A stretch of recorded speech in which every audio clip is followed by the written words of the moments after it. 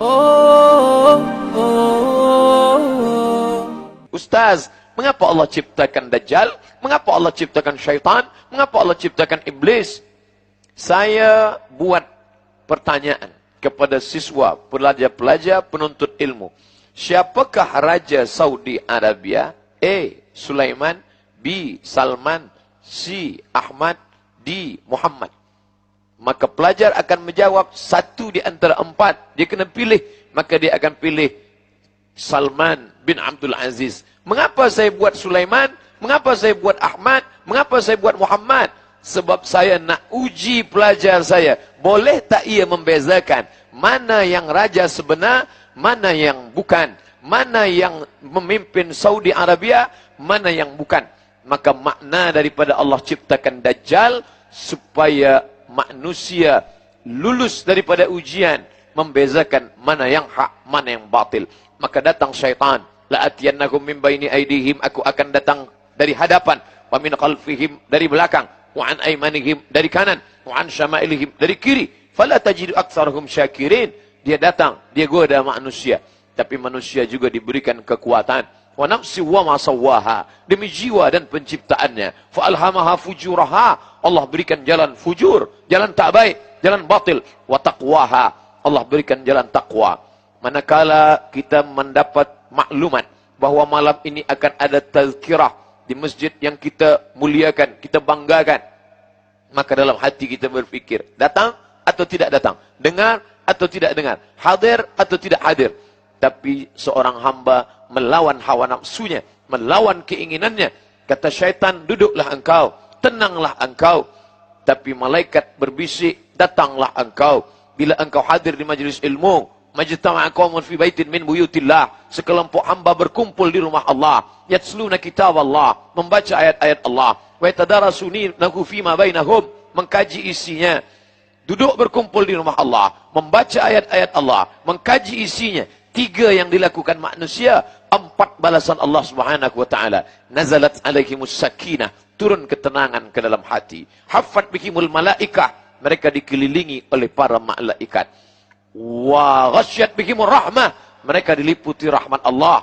Wa dzakarahumullahu fi man indah, maka Allah banggakan mereka kepada para malaikat. Hai malaikat, dulu manakala aku ciptakan mereka, inni ja'ilun fil ardi khalifah, aku ciptakan manusia menjadi khalifah, kalian semuanya marah, kalian bertanya, ataj'alu fiha may yufsidu fiha wa yasfikud dima, mengapa engkau ciptakan mereka ya Allah?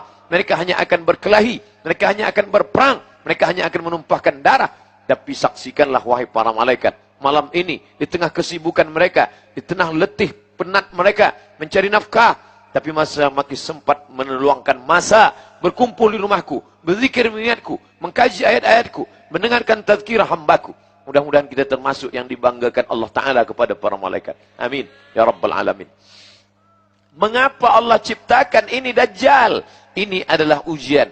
Ahasiban nasu ayyutsraku. Apakah manusia itu menyangka mereka ayyutsraku, dibiarkan begitu saja? Ayyaqulu amanna. Mereka berkata, kami beriman. Wahum la yuftanun. Padahal mereka belum diuji. Fatana, ujian. Bila kita menemukan batu, kayu hitam, kita tak tahu apakah ini sampah atau ini emas. Kalau emas, maka dia mesti fatana, diuji. Menguji emas, dibakar dia dengan api. Manakala kita bakar dengan api yang amat sangat panas, meleleh, hilang hitamnya, tampak cahayanya, berarti dia emas.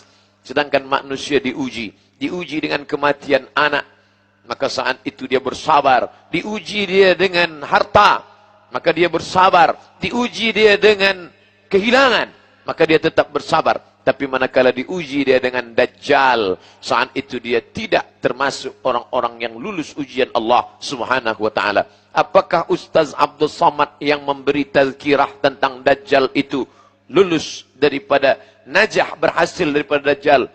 Belum tentu lagi. Kita tetap berdoa kepada Allah. Kita tak angkuh dan sombong dan berkata, mana Dajjal itu? Aku lulus daripada ujian Dajjal.